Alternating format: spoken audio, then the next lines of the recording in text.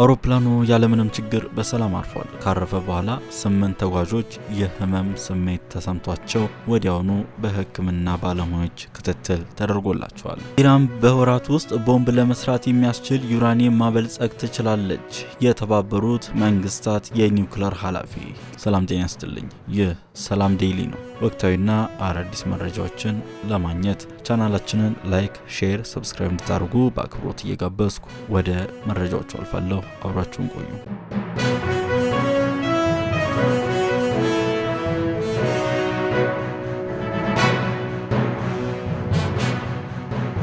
ንብረትነቱ የኢትዮጵያ አየር መንገድ የሆነ አውሮፕላን ህንድ ውስጥ በድንገት ለማረፍ መገደዱና በተሳፋሪዎች ላይ ህመም ማጋጠሙን ዘ ፋይናንሻል ኤክስፕረስ የተሰኘው የውጭ ሚዲያ ዘግቧል። ቦይንግ 787 ድሪም ላይነር አውሮፕላን በሙምባይ ባጋጠመው ችግር 7 ሰዎች መታመማቸውን የጠቀሰው ዘገባው ከሰባቱ ሰዎች መካከል አንዱ ሆስፒታል ገብቷል ተብሏል። የበረራ ቁጥር ኢቲ 640 አውሮፕላኑ ክስተቱ ያጋጠመው 33000 ጫማ በመጓዝ እንደጀመረ መሆኑን ተመላክቷል። በዚህም አውሮፕላኑ በድንገት ለማረፍ የተገደደው በአካባቢው በተከሰተው የአየር ጸባይ ነው ተብሏል። የኢትዮጵያ አየር መንገድ ለጉዳዩ ማብራሪያ የጠየቀ ሲሆን የአየር መንገድ የህዝብ ግንኙነት ሀና አጥናፉ በሰጡን ቃለ ምላሽ አውሮፕላኑ ወደ ሙምባይ እየበረረ በነበረበት ወቅት የበረራ አባላቱ በካቢን ውስጥ የነበረው ግፊት ቀንሶ አግኝተውታል ብለዋል። በበረራ ወቅት የበረራ አባላት ባረጋገጡት መረጃ መሰረት ፓይለቱ ደህንነቱ ወደ ተጠበቀ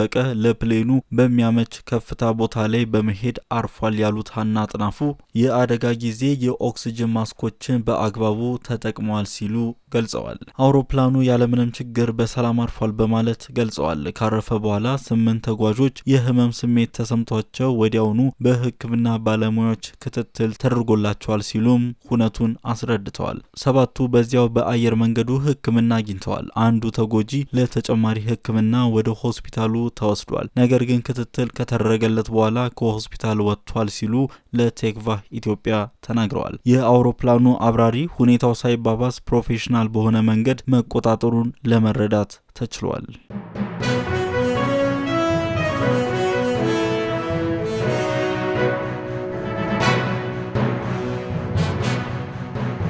ኢራን በእስራኤል ጥቃት ለተገደሉት ወታደራዊ አዛዦች ብሔራዊ የቀብር ስነ ስርዓት አካሄደች። ኢራን ለ12 ቀናት በዘለቀው የእስራኤል ግጭት የተገደሉት ወታደራዊ አዛዦችና የኒውክሌር ሳይንቲስቶችን ጨምሮ 60 ለሚሆኑ ዜጎቿ ብሔራዊ የቀብር ስነ ስርዓት አካሄደች። በኢራን ሰንደቅ ዓላማ የተሸፈኑ የአስክሬን ሳጥኖች እንዲሁም የተገደሉ የጦር አዛዦች ምስሎች በበርካታ ነዋሪዎች ታጅበው ወደ ማዕከላዊ ቴሄራን ኤንሄላን አደባባይ ተመዋል።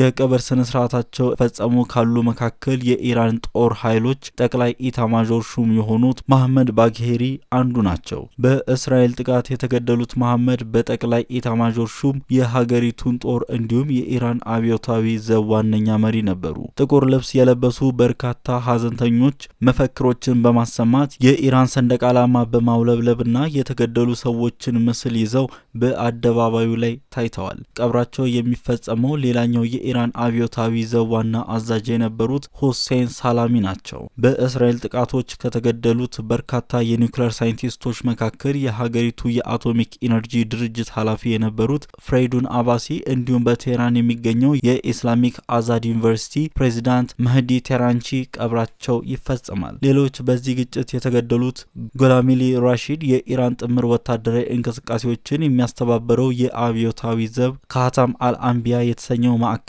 ዋና መስሪያ ቤት ኃላፊ አንዱ ናቸው። በተጨማሪም የአብዮታዊ ዘብ የኤሮስፔስ ኃይል አዛዥ የነበሩትና የሀገሪቱ የሚሳኤል ፕሮግራም የነበሩት አሚር አሊ ሀጂዛዴህ ሌላኛው ናቸው።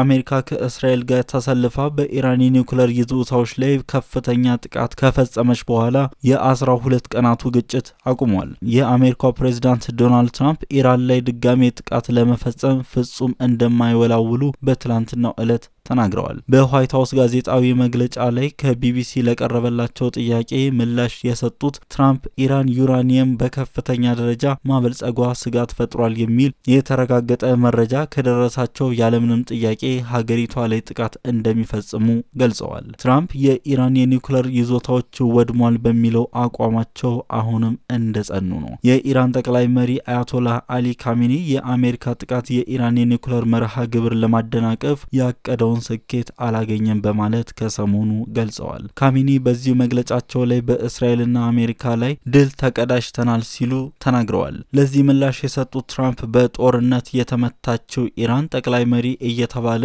የሚጠራው አያቶላህ አሊ ካሜኒ እንዴት በሐሰት ከእስራኤል ጋር ያለውን ጦርነት አሸንፍ ያለው ይላል ሲሉ ትሩዝ ሶሻል በተሰኘው የማህበራዊ ሚዲያ ገጻቸው ላይ አስፍረዋል። ትራምፕ የተጠለለበትን ትክክለኛ ቦታ አውቀው ነበር፣ እስራኤል ወይም የአሜሪካ ጦር ኃይሎች እንዲገሉት አልፈለኩም ሲሉ ተናግረዋል። አክለውም ከአስቀያሚና አሳፋሪ ሞት አዳንኩት፣ አመሰግናለሁ ፕሬዚዳንት ትራምፕ የሚል ምላሽ አልጠብቅም ብለዋል። የኢራን የውጭ ጉዳይ ሚኒስትር አባስ አራክቺ በበኩላቸው ትራምፕ የካሜኒን ክብር ዝቅ የሚያደርግ አስተያየቶች ከመስጠት እንዲቆጠቡ አስጠንቅቀዋል። ፕሬዚዳንት ትራምፕ እውነተኛ የሆነ ስምምነት ላይ መድረስ የሚፈልግ ከሆነ ጠቅላይ መሪ አያቶላህ አሊ ካሜኒ አክብሮት በጎደለው ድምጸት መናገር ሊያቆም ይገባል ሲሉ የውጭ ጉዳይ ሚኒስተሩ በኤክስ ገጻቸው ላይ አጋርተዋል። አክለውም የሚሳኤሎቻቸውን ሀያልነት ያላቸውን የእስራኤል መንግስት ወደ አባቱ ወይም ወደ አሜሪካ ከመሮጥ ውጪ ምንም አማራጭ እንደሌለው ታላቁና ሀያሉ የኢራን ህዝብ ለዓለም አሳይቷል ሲሉ ተናግረዋል። ይህ ህዝብ ዝልፊያና ማስፈራራቶችም ዝም ብሎ አይመለከትም ብሏል። የውጭ ጉዳይ ሚኒስትሩ አሜሪካ በሀገራቸው በፈጸመው ጥቃት የኒውክሌር ይዞታዎች ላይ ከባድ ጉዳት ማድረሳቸውን አምነዋል።